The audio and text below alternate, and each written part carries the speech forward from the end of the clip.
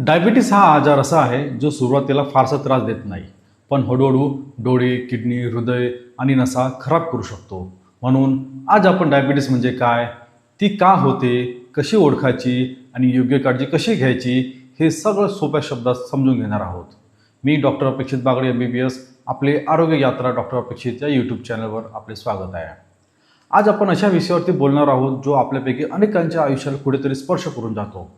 हो, अगदी घरात, मित्र परिवारात कुठे ना कुठेतरी आपण ऐकतो तो विषय आहे डायबिटीज मेलिटस, म्हणजेच मधुमेह. म्हणजे एक अशी स्थिती जिथे रक्तातील साखरेचे प्रमाण धोकादायक पातळीवर पोहोचते आणि याची व्याप्ती इतकी प्रचंड आहे की विशेषतः भारतात की आपल्याला मधुमेहाची जागतिक राजधानी असे म्हणतात. आज आपण मधुमेहाचे महत्त्वाचे मुद्दे सोप्या भाषेतून समजून घेऊ. मधुमेहाचे प्रकार काय आहे, शरीरात नक्की काय घडतं आणि यावर आपण काय करू शकतो. चला तर मग अगदी मुळापासून सुरुवात करूया. डायबिटीस म्हणजे काय? डायबिटीस म्हणजे रक्तातील साखर म्हणजेच ब्लड शुगर ही गरजेपेक्षा जास्त वाढणं. आता ही साखर कशी वाढते हे समजून घेऊया. आपलं शरीर एक प्रकारचे एक ऊर्जेचे इंधन आहे आणि या इंधनाचे मुख्य इंधन म्हणजे ग्लुकोज म्हणजेच साखर. आपण जे काही खातो त्यातून ही साखर तयार होते आणि रक्तात मिसळते. पण ही साखर रक्तात नुसती फिरून उपयोग नाही, तिला पेशींच्या आत जावं लागतं, तेव्हाच ऊर्जा मिळते. आणि पेशींचे दरवाजे उघडायला एक खास चाबी लागते आणि ती चाबी म्हणजे इन्सुलिन. इन्सुलिन नावाचे एक हार्मोन आहे आणि ही चाबी बनवण्याची फॅक्टरी म्हणजे आपलं स्वादुपिंड किंवा पॅनक्रिया. या स्वादुपिंडात आयसोलेट ऑफ लँगर नावाचे पेशींचे गट असतात. त्यातल्या बीटा पेशी इन्सुलिन बनवतात. म्हणजे आपण जेवलो की रक्तात साखर वाढते आणि या बीटा पेशी इन्सुलिन रक्तात सोडतात. ते इन्सुलिन पेशीचे दरवाजे उघडतात, साखर आत जाते आणि रक्तातील साखरेची पातळ पुन्हा नॉर्मल होते. ही आपल्या शरीराची ॲटोमॅटिक शुगर कंट्रोल सिस्टम आहे. अजून एक हार्मोन आहे, त्याचं नाव आहे ग्लुकॅगॉन. हे इन्सुलिनचे उलट काम करते. ते अल्फा पेशींमध्ये तयार होते. समजा आपण बराच वेळ उपाशी आहोत आणि रक्तातील साखर कमी झाली तर ग्लुकॅगॉन कामाला लागतं. ते यकृताला म्हणजे लिव्हरला संदेश देते की साठवलेली साखर रक्तात सोडा. इन्सुलिन साखर कमी करतं तर ग्लुकॅगॉन वाढवते. म्हणजे गाडीच्या ॲक्सिलेटर आणि ब्रेक. ग्लुकॅगॉन म्हणजे ॲक्सिलरेटर आणि इन्सुलिन म्हणजे ब्रेक.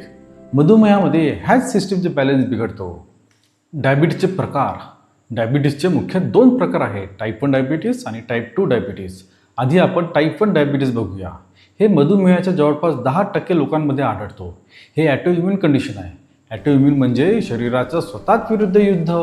आपली जी इम्युन सिस्टीम असते, जी आपल्याला संरक्षण करते, तीच कधीकधी गोंधळते आणि आपल्या चांगल्या पेशींना शत्रू समजून त्यांच्यावर हल्ला करते. आणि टाईप 1 मधुमेहात ही सिस्टीम सरळ स्वादुपिंडूतल्या इन्सुलिन बनवणाऱ्या बीटा पेशींवर हल्ला करून त्यांना नष्ट करते. म्हणजे इन्सुलिन बनवणारी फॅक्टरी कायमचीच बंद. याचा अर्थ शरीरात इन्सुलिन तयारच होत नाही. म्हणूनच हा प्रकार लहान मुलं आणि तरुणांमध्ये जास्त दिसतो आणि त्याची लक्षणे खूप वेगाने आणि तीव्रतेने येतात. आणि कारण इन्सुलिनची चावीच नाही आहे, त्यामुळे ह्या रुग्णांना आयुष्यभर बाहेरून इन्सुलिनचे इंजेक्शन घ्यावे लागतात. गोळ्या इथे कामच पडत नाही. Type 2 diabetes. टाईप 2मध्ये सुरुवातीला इन्सुलिनची फॅक्टरी म्हणजे बीटा पेशी व्यवस्थित काम करत असतात. त्या इन्सुलिन बनवतात. आता तुमच्या मनात एक शंका आली असेल की मग प्रॉब्लेम कुठे आहे? प्रॉब्लेम आहे पेशींच्या दारापाशी. ती दार म्हणजे इन्सुलिनच्या चावीला प्रतिसादच देत नाही. ती एक प्रकारे ताठर किंवा जंगलेली असतात. या स्थितीला इन्सुलिन रेजिस्टन्स म्हणतात. म्हणजे फॅक्टरी चाव्या बनवते पण टाळे उघडत नाही. मग शरीर काय करतं? आपलं शरीर हार मानत नाही. स्वादुपिंड विचार करते की ठीक आहे, एक चावी काम करत नाही, मी 10 चाव्या बनवतो. ते प्रचंड प्रमाणात इन्सुलिन तयार करते. इन्सुलिनचे ओव्हर प्रोडक्शन होते. हे ओव्हर प्रोडक्शन काही वर्ष असंच चालू राहतात. पण सतत ओव्हर टाईम करून अखेर ते फॅक्टरी थकते आणि हळूहळू इन्सुलिन बनवणं कमी करते. आणि म्हणूनच टाईप 2चे लक्षण हळूहळू अनेक वर्षांनी दिसतात. कधीकधी तर कळतही नाही. लक्षण. भारतीय लोकांमध्ये दिसणारी एक खास शरीर रचना, मेडिकल भाषेत एशियन इंडियन फिनोटाईप, ज्याला थिन फॅट इंडियन फिनोटाईप असंही म्हणतात. म्हणजे आपल्याला वाटतं की फक्त जाड लोकांनाच डायबिटीस होतो, पण पातळ दिसणारे भारतीयसुद्धा पोटावरच्या चरबीमुळे जास्त धोक्यात असतात. अगदी बाहेरून व्यक्ती बारीक दिसते पण शरीराच्या आत अवयभोवती चरबी साठलेली असते. ज्यामुळे इन्सुलिन रेजिस्टन्स खूप वाढतं आणि मानेवर किंवा खाकेत काळे डाग दिसतात. हे वाढलेल्या इन्सुलिन रेजिस्टन्सचं एक बाह्य लक्षण आहे. टाईप 2 मधुमेह हा जीवनशैलीशी जोडलेला असल्यामुळे तो टाळता येतो. टाईप 2 मधुमेह हा हळूहळू वाढतो. त्याची जी काही लक्षणं आहे ती एकमेकांशी जोडलेली आहे, एक साखळीच आहे. याला वैद्यकीय भाषेत 4 पॉली म्हणतात. सुरुवात होते पेशीच्या भुकेपासून. रक्तात साखर भरपूर आहे, पण ती पेशीपर्यंत पोहोचत नाही कारण दार उघडत नाही.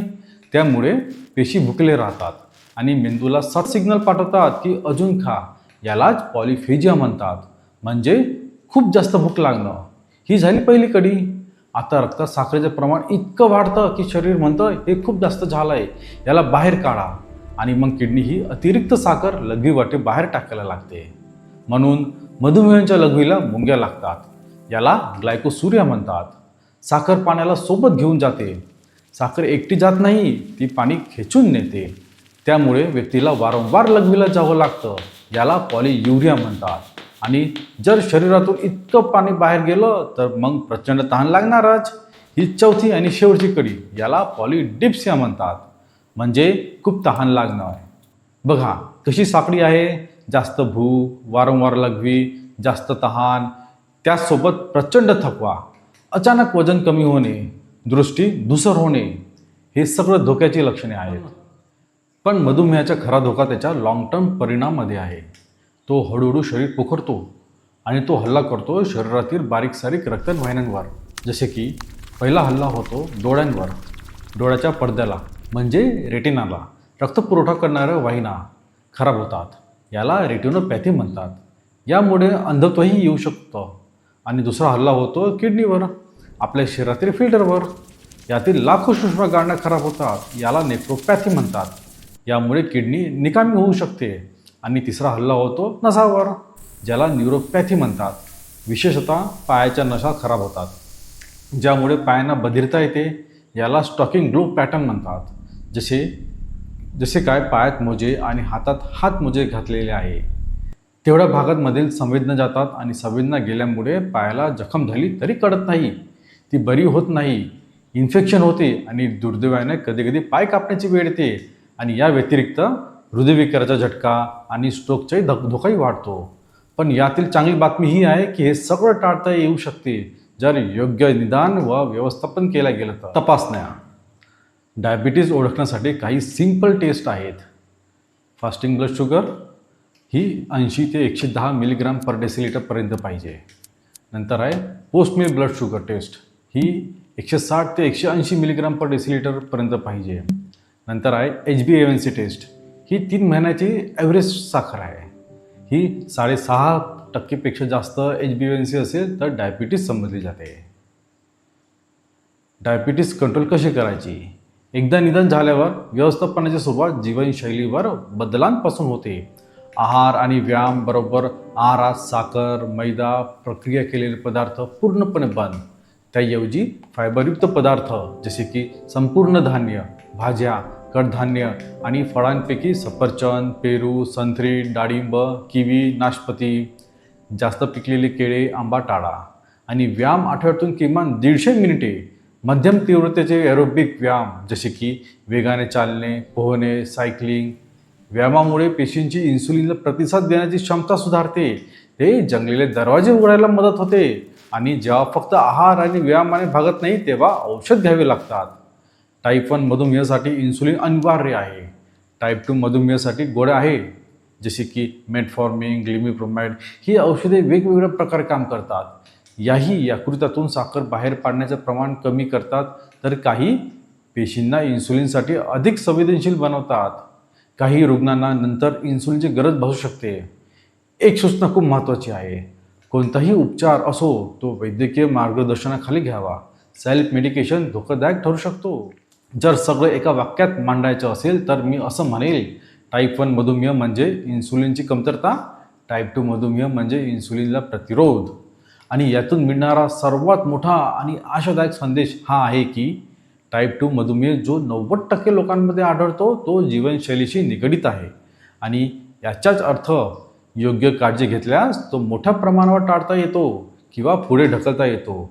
आणि हेच आपल्याला एका अंतिम विचाराकडे घेऊन जाते.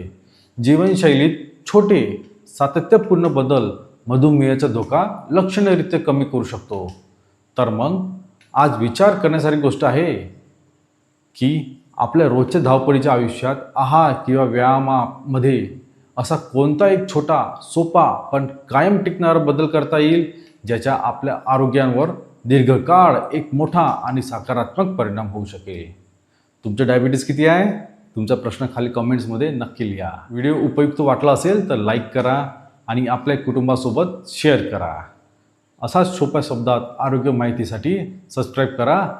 आरोग्य यात्रा विथ डॉक्टर अपेक्षित. धन्यवाद.